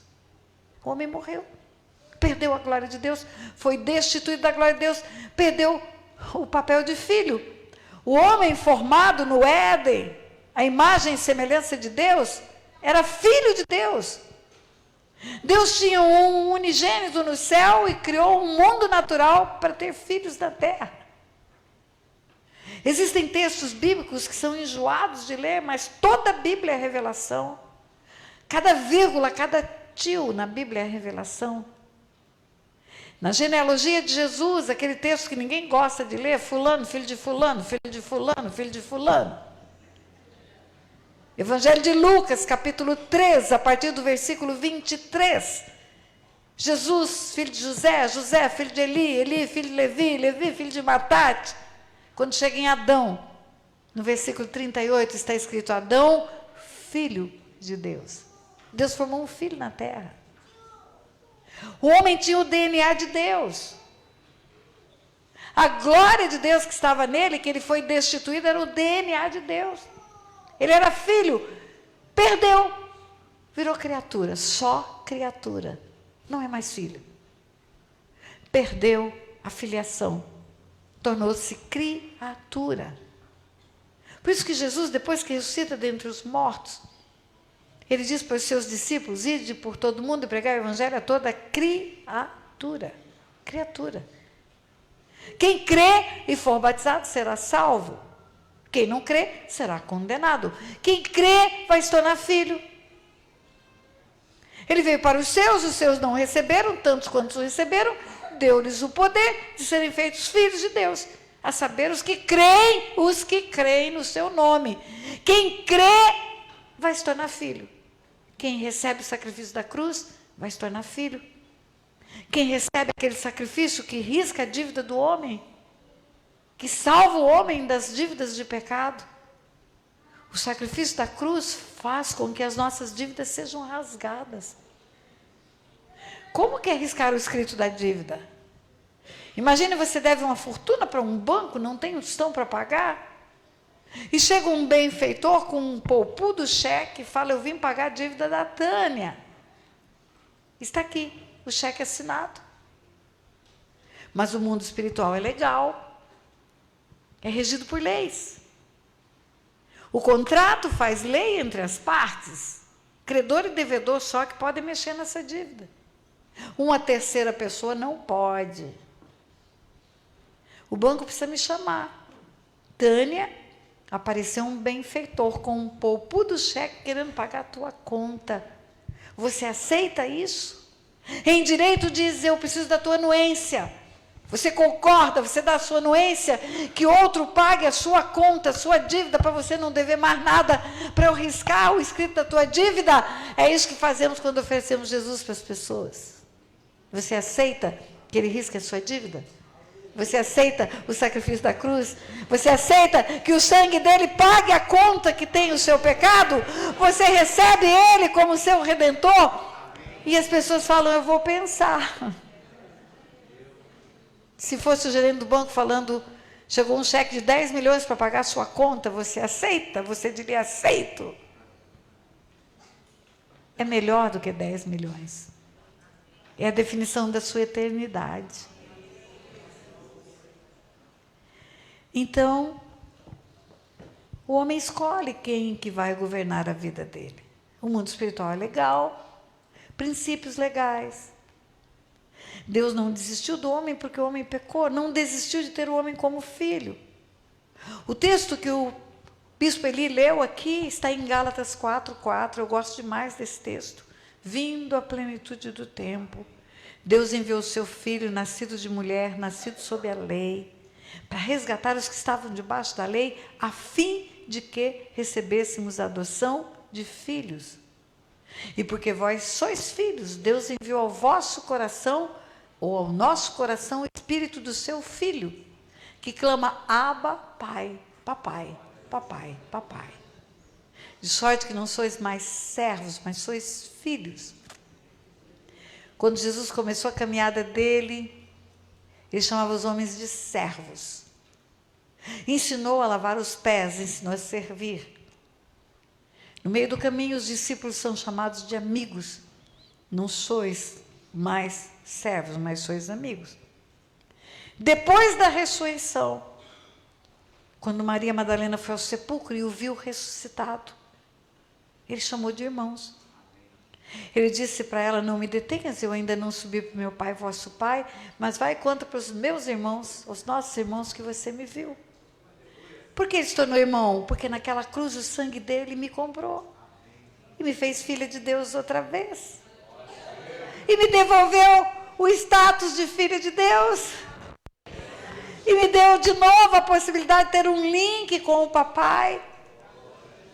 Agora eu posso governar na terra com autoridade espiritual. Quando ele veio em carne, queridos, ele não veio só para comprar a minha dívida com o sangue dele. Ele também veio para trazer de volta a autoridade espiritual na terra. Lá no Rio Jordão, na hora do batismo, quando a Trindade se reúne, quando a voz do Pai é ouvida dizendo: esse é o meu Filho amado em quem me compraz, e o Espírito desce em forma de pomba, quando os três se unem na terra, a autoridade volta para a terra que existia lá no Éden para o homem expulsar demônios, e que não usou, não exercitou, não praticou, e Satanás entrou no governo do mundo. Por isso que Jesus falou: vem aí o príncipe desse mundo. Deixa eu dizer para você, só depois do batismo, só depois que a autoridade voltou para a terra, e um homem, porque era o filho do homem que estava ali, em carne, era o meu filho amado em quem me comprazo, mas era o filho de uma mulher, tinha carne e sangue. Só a partir dali foi permitido a Jesus encontrar-se com o diabo. Só a partir dali a autoridade espiritual voltou para a terra. Só a partir dali o homem pôde dizer: retira-te, Satanás. Até ali nunca havia acontecido isso. No Velho Testamento inteiro você não vai ver isso. Você vai ver Deus dizendo: eu repreenderei o devorador. Você vai ver o profeta dizendo: o Senhor que escolheu Jerusalém te repreenda, Satanás. Ou vai ver Davi dedilhando um instrumento e o Espírito Santo vinha na adoração. E o demônio que estava no rei Saul afastava-se pela presença do Espírito Santo. Mas ninguém tinha autoridade para expulsar demônio. Jesus veio em carne também para trazer para a terra autoridade sobre um homem. Ele voltou para o céu e ele delegou essa autoridade para os homens. Então os homens, além de ter domínio sobre a terra, de escolher quem ele quer que entre, ele tem autoridade para expulsar quem ele quer que saia.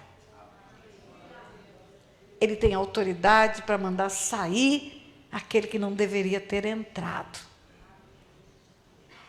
Em meu nome expulsarão demônios. O homem tem autoridade para mudar a história dele, de famílias e de cidades. O homem tem autoridade para fazer decretos espirituais e mudar histórias de cidade. São leis espirituais. As chaves da morte e do inferno estão nas mãos de Jesus. Ele fala: eu estou vivo, estive morto, mas eu tenho comigo as chaves da morte e do inferno. Mas as chaves do reino dos céus, do mundo espiritual, ele deu à igreja. O que a igreja liga na terra, liga no céu. O que a igreja desliga na terra, desliga no céu. Quando dois ou mais concordam, há concordância no mundo espiritual. Por isso Satanás trabalha tanto para fazer divisão, para não haver concordância. Por isso Satanás trabalha tanto para a igreja ser separada, não ser unida. Deus não tem várias igrejas na cidade de Aquidauana, Ele tem uma só igreja, com vários pontos de pregação, com vários ministérios. É isso que Deus tem na cidade de Aquidauana.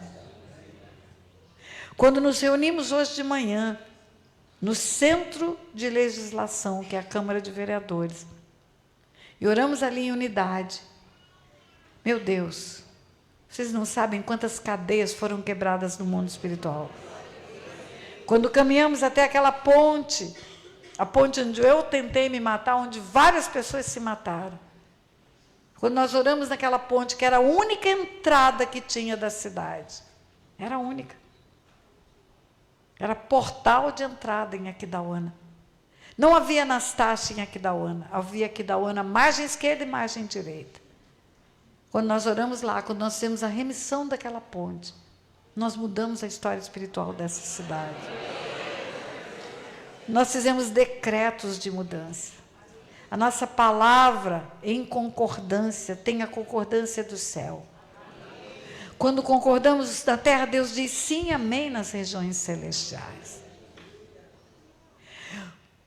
Tudo que Deus tem a fazer na terra, queridos, tudo, escute bem. Eu vou lhe ensinar mais uma lei espiritual. Eu ensinei a primeira. Na terra governa o homem. Deus chama, o homem chama Deus ou chama o diabo para governar com ele. Mas é ele quem governa. Segunda lei espiritual que eu te ensinei. Um espírito sem um corpo é ilegal na terra. E eu vou te ensinar mais uma lei espiritual.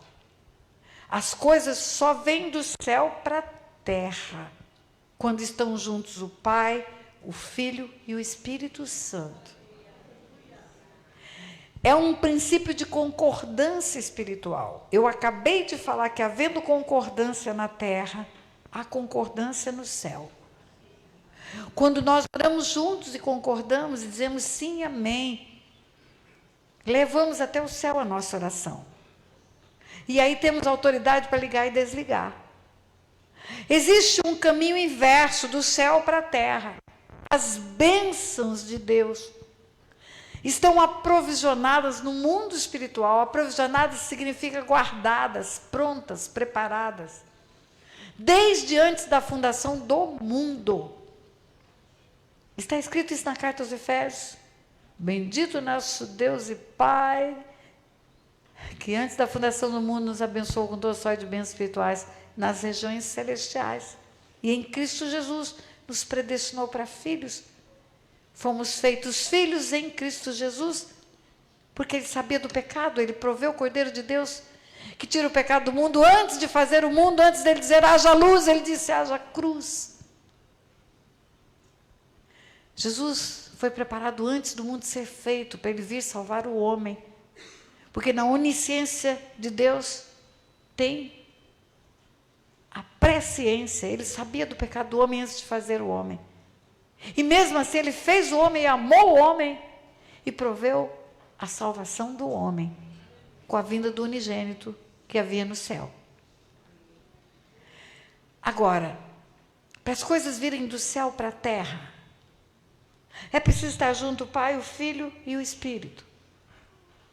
Se você observou, quando eu falei da criação do mundo, eu disse que Deus criou todas as coisas. E como foram criadas? Houve uma explosão, como diz a ciência? Bah! Um Big Bang? Não. O Espírito pairava sobre a face das águas e o Pai, com vontade de fazer, porque pela vontade dele tudo que foi feito se fez, ele liberava a palavra, ele dizia haja, haja. E as coisas começaram a aparecer. O Pai determina o que fazer, o Espírito gera vida. E a palavra liberada, quando encontra a vontade do Pai e a ação do Espírito, chama à existência o que não existe. Os três precisam estar juntos para aquilo que está previsto e aprovisionado no céu venha para a terra. É preciso haver uma concordância. Sabe onde está esse princípio? Está na segunda epístola de Paulo aos Coríntios, capítulo 1, versículo 20, que diz: tantas quantas são as promessas de Deus, tantas tem nele o sim, porquanto por ele o amém, para a glória dele, por nosso intermédio. Tantas quantas são as promessas, todas. Tantas tem nele o sim, todas têm a concordância dele. Para a glória dele, por nosso intermédio. Quando acontece o que ele prometeu, quando se cumpre a provisão da bênção, ele é glorificado. Quando alguém tem uma cura, fala glória a Deus. Quando alguém tem conversão da família, fala glória a Deus. Quando a cidade é transformada, é edificada, é melhorada, você diz glória a Deus. Quando o governo do justo estabelece, nós dizemos glória a Deus. Então, Deus é glorificado quando cumpre uma promessa dele na terra. Tantas quantas são as promessas de Deus, tantas tem nele o sim e o amém. E o que é o sim e o amém? Concordância. Como é que é o sim e o amém de Deus? Eu sei como é que é o sim e o amém dos homens. Eu oro e concordo com o bispo. Assim que é o sim e o amém. E como é o sim e o amém do céu? A Bíblia fala na primeira epístola de João que no céu eles dão um testemunho, Pai, Filho e Espírito Santo. E na terra. No mundo natural, eles são unânimes num só propósito. O que é unanimidade? Concordância plena. Quando o Pai, Filho e Espírito Santo estão em concordância plena, o que está planejado no céu vem para a terra, volta para a criação do mundo. O Pai quis criar, a Bíblia fala pela sua vontade, o que não existia passou a existir, pela sua vontade tudo que foi feito se fez. E quando ele teve vontade, houve uma explosão? Não. Contou com o Espírito e contou com o Filho. O Filho é o verbo que se fez carne, a palavra. Criou o homem, eu disse que Deus disse, também disse Deus. Façamos o homem a nossa imagem, conforme a nossa semelhança. Não é farei o homem, é façamos. Pai, Filho e Espírito Santo juntos, fazendo o homem. Como foi a vinda de Jesus ao mundo? Um anjo chega para uma virgem desposada de José, da casa de Davi, e fala para ela, vai descer sobre você o Espírito Santo, o poder do Altíssimo vai te envolver. Resposta de Maria, cumpra-se em mim a palavra. A vontade do Pai é enviar o Filho ao mundo para morrer na cruz no lugar de todo homem. A vontade do Pai é que ele venha em carne, para ele vir em carne. Como foi? O Espírito e a recepção da palavra fizeram com que o que não existia passasse a existir. O Filho de Deus dentro da barriga de uma mulher. A minha e a sua salvação. O próprio texto de Gálatas 4. É preciso receber o Filho e o Espírito. Aí você está salvo. Sem o Filho e sem o Espírito não há salvação. Quando os três estão juntos, o que está no céu vem para a terra. No Rio Jordão, na hora do batismo, os três juntos, o Pai, o Filho e o Espírito Santo, a autoridade vem para a terra. O que eu estou querendo dizer para você que esse princípio espiritual tem a ver com aqui da Oana? Quanto mais da palavra de Deus tiver nessa cidade, que é o Filho, e quanto mais do Espírito de Deus no governo da igreja, mais bênçãos virão das regiões celestiais para essa cidade. O Pai vai abençoar a cidade quando ele encontrar porção do Filho, porção do Espírito. Se a cidade tiver 5% só de aceitação do Filho, ele só vai poder abençoar 5% do que ele tem preparado nas regiões celestiais para liberar sobre Aquidauana. Se ele encontrar um governo de Jesus, 20% nas igrejas, ele vai poder liberar 20% das bênçãos dele para essa igreja.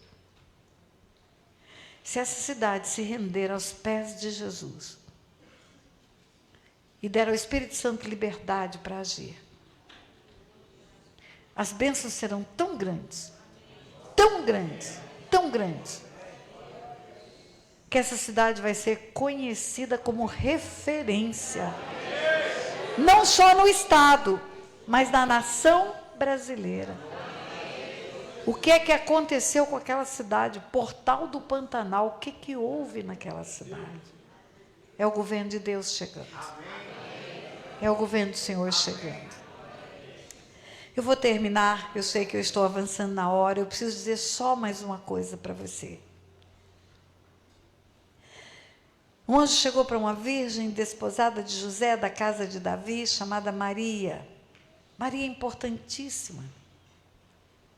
Maria foi favorecida por Deus, bendito é o fruto do teu ventre. Maria foi escolhida pelas qualificações dela. Maria era serva. Quando ela descobriu que ela ia ser a barriga que receberia o Redentor, ela cantou: minha alma engrandece ao Senhor, meu espírito se alegra em Deus, meu Salvador, porque contemplou na humildade da sua serva. Ela se chamou serva. Ela nunca se chamou rainha. Ela se disse serva. Mas Maria foi escolhida por outra razão. Maria foi escolhida porque ela era desposada de José, da casa de Davi. O esposo dela era José. A Bíblia fala que Deus não fará coisa alguma sem primeiro anunciar aos seus servos, os profetas. E um profeta chamado Miqueias profetizou aonde nasceria o Redentor da humanidade. E ele escreveu: e tu, Belém Efrata, pequenina demais para figurar dentre as milhares de Judá, de ti há de nascer o que há de reinar sobre Israel, que tem as suas origens desde os tempos eternos. Em Belém, numa pequena cidade que nem aparece no mapa, vai nascer o Redentor da humanidade, vai nascer o que é o Alfa e o Ômega, é o princípio e o fim. E ele escreveu: vai nascer em Belém. E tu, Belém Efrata, pequenina demais para figurar dentre as milhares de Judá, de ti há de nascer o que há de reinar sobre Israel, o que tem as suas origens desde os tempos eternos. Não é um rei comum, não é um rei humano, é um rei que existe antes de tudo existir. É o Messias, vai nascer em Belém. O anjo chegou para Maria na cidade de Nazaré e disse para ela: vai descer sobre você o Espírito Santo, o poder do Altíssimo vai te envolver. O Messias vai nascer de você. Nazaré, na Galileia. É outra cidade, outro estado. Mas a profecia diz que vai nascer em Belém da Judéia. É na Judéia, é outro estado. E na cidade é Belém, não é Nazaré. Tem alguma coisa errada.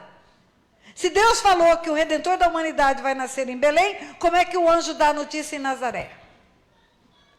Deus não tem problema para cumprir profecia, queridos. Um belo dia, quando a barriga está desse tamanho, um homem ímpio, um imperador romano, resolve fazer o primeiro recenseamento, nem sabe por quê. Acorda e fala: eu vou contar esse povo, eu quero saber quem que é de qual tribo. E eu vou obrigar eles a irem para a cidade de origem, para alistar-se. E José é de Belém. Maria, desposada de José, da casa de Davi. E Davi é de Belém. E José é obrigado, por um decreto do imperador romano, a ir para Belém. E está na hora da criança nascer. E ele coloca a mulher no jumentinho. Ele sabe que é o Redentor da humanidade que está no ventre dela, porque o anjo falou para ele: não a deixe. Ele leva a mulher e a barriga para Belém. Chegou tarde, um jumentinho, uma grávida, deve ter ido bem devagar. Quando chegou, não tinha lugar mais nas hospedarias. Não tinha lugar. Teve que ir para uma estrebaria. Você conhece a história? Nasce o Redentor da humanidade na cidade que Deus falou que ia nascer, conforme a profecia, dita 700 anos antes do seu nascimento. Cumpriu-se a profecia, porque Deus não é homem para que minta. Nasce o Redentor da humanidade. Passaram-se 2021 anos. Ele cresceu, ensinou aos homens tantas coisas. Foi para a cruz, derramou sangue que comprou povos de todas as raças, tribos e nações. Restou dentre os mortos, subiu aos céus. Está sentado à destra do Pai, esperando que a igreja pregue a verdade na terra. Mas tem alguma coisa que não mudou. Está exatamente como há 2021 anos atrás. São portas fechadas. Só o homem pode abrir a porta para ele. Em Apocalipse ele diz: eu estou à porta e bato. Se você abrir, eu vou entrar. Em sua casa, e casa é família. Ele continua batendo a porta, ele continua querendo entrar. E nós precisamos contar isso para as pessoas. Só Ele salva. Só Ele muda, só Ele transforma histórias. Só Ele. O que é impossível é possível com Ele. Só Ele muda a sorte de uma pessoa.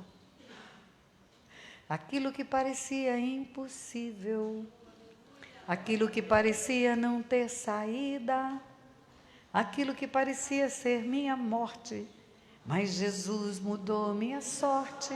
Sou um milagre, estou aqui. Um dia eu fui procurada por um repórter da Globo, queria comprar a minha história. Ele disse: a sua história dá muito dinheiro, ela pode dar uma novela, ela pode dar um especial, ela pode dar um Globo Repórter. Quer vender a sua história? Pode ser. Eu falei: mas tem uma condição.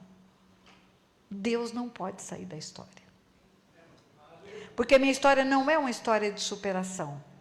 A minha história é exatamente o que o prefeito disse, é uma história de milagre. De milagre.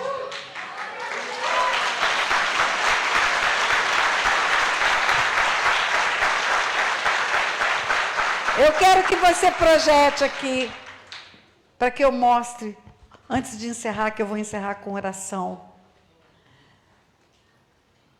o que hoje Deus faz através da minha vida. Porque um dia eu abri a porta para Jesus entrar. Porque um dia eu permiti que Ele entrasse na minha vida, curasse minhas feridas, tratasse as minhas mazelas, usasse a minha vida na terra. Eu tenho 74 anos. Sabe quantas horas eu dormi nos últimos 3, 4 dias? Talvez 30, 40 horas. Fazendo sabe o quê? Pregando o Evangelho. Meu marido tem 84 anos. Há tempo e fora de tempo eu tenho falado do amor de Deus para as pessoas. Eu quero que projete o que eu pedi para fazer, que eu mandei para a Cíntia. Não está funcionando. Não tem problema, a internet não está funcionando. Eu queria mostrar para você a minha família. Filhos, netos. Eu queria mostrar para você um release que foi feito das redes sociais hoje, minhas redes sociais. Mais de 100 países alcançados. Mais de 42 milhões de visualizações. Inúmeras pessoas no mundo inteiro voltam a estudar quando escutam um testemunho. Inúmeras pessoas no mundo inteiro entregam a vida para Jesus. Inúmeras pessoas no mundo inteiro reconciliam com suas famílias. Voltam procurar as famílias. Sabe por quê? Só porque Jesus entrou na minha vida. E através da minha vida, Ele tem feito o que Ele tem feito. Então eu quero dizer para você, deixa Ele entrar nessa cidade. Deixa Ele entrar nos seus negócios. Deixa Ele entrar na prefeitura, convida Ele todo dia. Jesus, vem governar junto comigo. Vem governar junto comigo, Lucarelli. Jesus, vem me ajudar na elaboração dos projetos. Senhor, entra comigo, entra, vem fazer tudo junto comigo. Faça decretos de mudança. A palavra tem poder. O homem é filho de Deus, ele tem o DNA de Deus. E a boca dele tem poder. Pastores, vocês têm poder na palavra. Decretem pela palavra mudanças espetaculares nessa cidade. Caminhem por essa cidade, cada quadra que virar esquina profetiza negócios prósperos, empresários bem-sucedidos. profetiza famílias restauradas. No céu, Deus vai dizer sim, amém, para a tua palavra. Eu creio nisso. E eu creio que hoje é um dia memorável na minha e na sua vida. Porque você está vendo que alguém pode sair do lixão de Aquidauana. E hoje Aquidauana é conhecida no mundo por causa do meu testemunho. Gente lá da Rússia manda mensagem perguntando: onde é Aquidauana? Gente da Índia, da China, Aquidauana, onde é Aquidauana? Pois é. Você pode fazer a sua cidade conhecida pelos bons feitos que você fizer. E que Deus fará através da sua vida. Amém? Fique em pé, eu quero orar. Hã? Vem cá, não te ouvi. Tá. Pai, é um dia memorável para mim. O Senhor sabe disso. E eu sei que o Senhor falou ao coração dessas pessoas também. Eu sei que de alguma maneira o que eu falei, o que eu ensinei, trouxe vida para eles. Talvez tenham pessoas aqui ou até do lado de fora lá que não acreditavam mais em possíveis realizações de sonhos. Eu já era avó quando o Senhor me deu a alegria de ingressar na magistratura. Não tem idade, não tem tempo, não tem época para os sonhos serem realizados. Talvez tenham pessoas aqui que se sintam velhas para fazer alguma coisa. E o Senhor me bota aqui em cima do sapato alto com 74 anos de idade, para mostrar para eles que não há velhice para o Senhor, não há. Pai, talvez tenham pessoas aqui que estavam com a fé pequena, descobriram que podem atrair o mundo espiritual pelo poder da palavra, trazer os céus para a terra. Pai, renova a fé dos teus filhos. Levanta a igreja nesta terra. Levanta um governo, Senhor, que seja governo do justo nessa terra. Implanta nessa terra novo tempo, Pai. Novo tempo nesta cidade. Eu abençoo a cidade de Aquidauana. Abençoo a liderança dessa cidade. Abençoa os pastores, abençoa os comerciantes, abençoa os empresários, abençoa os pecuaristas, abençoa os agricultores, abençoa todo aquele que de alguma maneira mora nesta cidade, para que em todo tempo haja a bênção do Senhor sobre a vida deles, em nome de Jesus. Amém? Diga: eu recebo, em nome de Jesus. Cadê o fotógrafo? Ele quer tirar uma foto minha aqui aparecendo para vocês.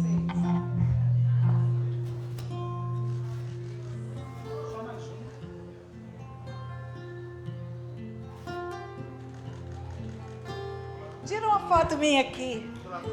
É. Bem aqui.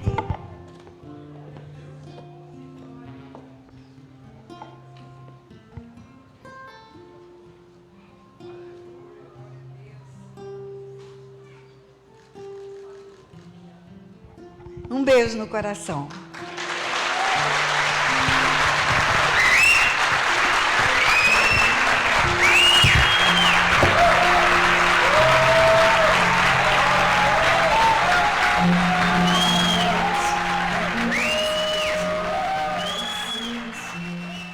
Graça e paz.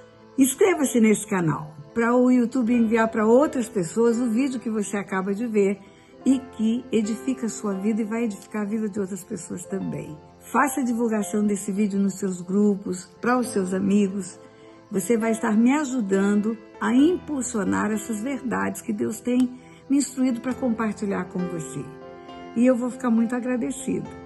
Eu quero que muitas e muitas pessoas neste mundo tenham acesso a essas verdades espirituais. Por isso eu estou lhe fazendo esse pedido. Inscreva-se, dê um like, divulgue. Deus abençoe sua vida.